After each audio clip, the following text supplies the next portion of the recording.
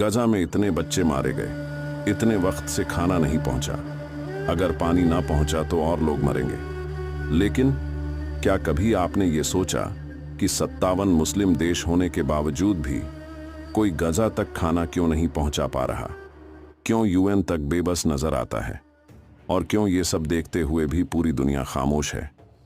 ये सिर्फ एक जंग नहीं है, ये इंसानियत को शर्मसार कर देने वाला सच है।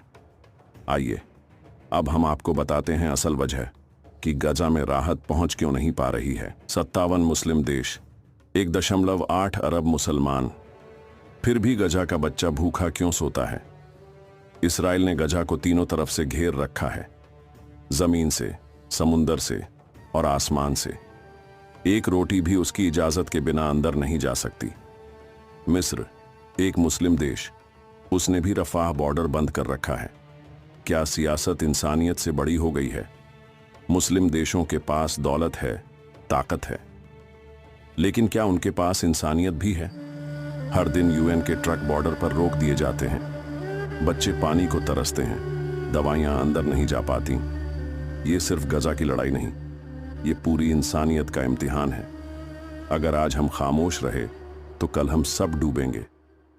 अगर आप भी इंसाफ के साथ हैं तो कमेंट में लिखिए #FreePalestine और इस वीडियो को शेयर करके आवाज उठाइए।